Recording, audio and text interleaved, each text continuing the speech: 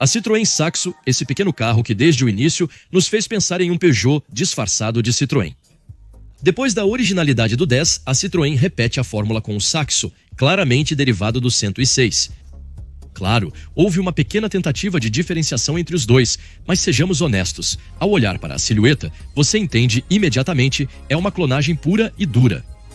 Mas não se engane, apesar dessa pequena falha para realizar economias de escala, o Saxo ainda conseguiu abrir caminho. Claro, ela não teve o mesmo sucesso que sua prima em Lyon. Normal, ela teve uma carreira mais curta, mas ainda assim, o Saxo era um carro bastante bem nascido, agradável de dirigir, dinâmico e até um pouco audacioso em seu estilo. Então sente-se confortavelmente porque aqui está a história do Saxo e você vai ver, não é apenas uma cópia.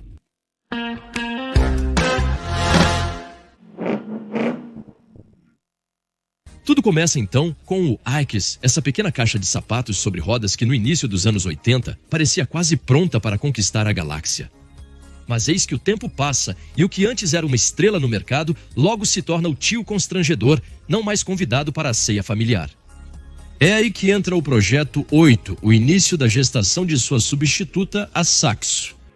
Estamos em 1992, a Peugeot em 106 acabou de chegar, vibrante e cheia de promessas, enquanto a 10, ela, começa a ter dificuldades diante dessa concorrência. E não é só isso, a 205, esse dinossauro inextinguível continua lá, recusando-se obstinadamente a se despedir. Sem esquecer a Renault Clio, recém-lançada em 1990, que se apresenta como a jovem audaciosa, pronta para tudo para esmagar a concorrência. Diante dessa situação, a Citroën se encontra na posição de um chefe de cozinha que precisa preparar um novo prato, mas com as sobras da geladeira. Como resultado, em vez de começar do zero, é a 106 que servirá de base para a elaboração da Saxo. Porque sim, quando é preciso ser rápido e barato, reciclamos. Então, alguns podem gritar escândalo, mas lembremos, a Peugeot já havia usado a base do 10 para criar seu próprio 106. Podemos dizer que a Citroën está retribuindo o favor. Dito isto, não é uma simples fotocópia. Não é como aquela história grotesca dos anos 70, onde a LN era uma cópia exata da 104, mas com um emblema da Citroën colado nela. Não, aqui os engenheiros decidiram arregaçar as mangas e fazer as coisas direito. Assim, eles usam o chassi do 10, mas pretendem ir além.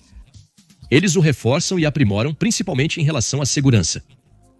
O carro recebe portas com deformação progressiva e, para não deixar os fãs da Citroën insatisfeitos, eles adicionam seu pequeno toque pessoal, suspensões de conforto bem macias para diferenciá-la ainda mais do 106. Donato Cocco, esse mágico do design na Citroën, nos apresenta aqui um carro que, vamos ser honestos, não vai provocar uma tempestade de aplausos. Ela é extremamente discreta, como se desenhada numa manhã chuvosa de segunda-feira. No entanto, ela se encaixa perfeitamente na linha do ZX Exantia porque nos anos 90, a Citroën decide guardar sua excentricidade no armário. Acabaram as loucuras, agora queremos algo sério, lucrativo, mainstream. E por quê? Porque é preciso vender, simplesmente.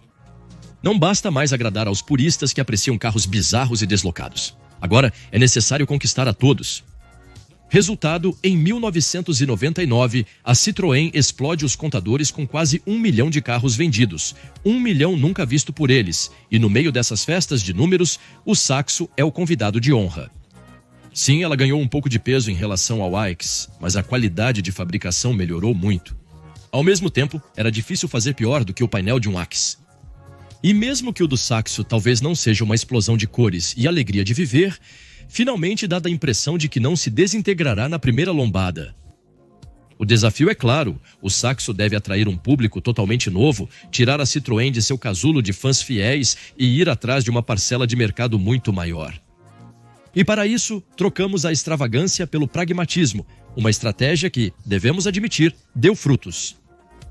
Em março de 1996, no Salão de Genebra, a Citroën revela o Saxo. Ela chega com 10 centímetros a mais de distância entre eixos em relação ao Axis, o que proporciona um espaço interno muito mais respeitável e ela é até um pouco mais longa que o 106. Em termos de motorização, começamos com o 1.0 de 4 cilindros diretamente retirado dos últimos Axis, que desenvolve impressionantes 50 cavalos, suficiente para levá-lo de um semáforo a outro. Mas bem, por 58.900 francos para a versão de 3 portas. Não vamos reclamar muito. E para aqueles que gostam de um pouco mais de tempero, havia o 1.1 com 60 cavalos, o 1.4 com 75 cavalos e o 1.6 com 8 válvulas e 90 cavalos, uma espécie de gama média. Mas a estrela do show, é claro, era a VTS com seu 1.6 de 16 válvulas e seus 120 cavalos. E finalmente, para os amantes de diesel e economia até o último centavo, havia um diesel, o 1.5500 de 58 cavalos. Não o suficiente para queimar asfalto, mas o suficiente para ir trabalhar ou arar um campo devagar. Na Citroën, gostamos de nomes de acabamento como outros gostam de queijos, variados e um pouco misteriosos. Assim, a Saxo oferece uma gama que começa com o acabamento 10 para aqueles que querem apenas um carro, depois o 10 S10, que adiciona um pouco de conforto, e termina em beleza com o VS 10 quase luxuoso, especialmente se optarmos pelo exclusivo que chega um ano depois com assentos Alcantara tão aconchegantes que quase hesitamos em sair. Para as versões de 3 portas, a Citroën decidiu inovar. 3 acabamentos específicos surgem. A VTL com seu motor de 90 cavalos, mais um equipamento tão simplificado quanto um sanduíche em um trem. A VTR, que tem o mesmo motor, mas que se veste como um atleta, com asas alargadas e um visual esportivo. E finalmente a VTS, uma verdadeira pequena fúria, equipada com o motor do 106S16. As versões de 3 portas do Saxo, lançadas meses após seu debut, têm chassi reforçado para maior estabilidade na estrada. A VTS chega com motor 1.6 litros 16 válvulas de 120 cavalos, pesando apenas 980 kg e um kit de carroceria agressivo. Infelizmente, a VTS perdeu um pouco de sua exclusividade quando a Citroën decidiu colocar outros motores nela em 1998, um modesto 1,4 litros de 75 cavalos e um 1,6 litros 8 válvulas de 90 cavalos. Em 1997, a marca do Chevron decide dar um pequeno toque de juventude à Saxo com um restyling, ou melhor, uma atualização cosmética com uma grade que se assemelha à da novíssima Chara e da Xantia remodelada, só para dizer que ela faz parte da família. Mas não se empolgue demais, ainda é uma Saxo. E como a Citroën gosta de se dirigir a uma juventude em busca de adrenalina ou algo que se pareça com isso, novas versões esportivas aparecem, as VTS 1.4 e BIC. Esses 2 modelos exibem com orgulho 75 cavalos, mas ainda herdam a carroceria musculosa dos VTS 8 e 16 válvulas, pois sempre podemos parecer rápidos mesmo sem selo. Infelizmente a versão VTR desaparece nesse momento.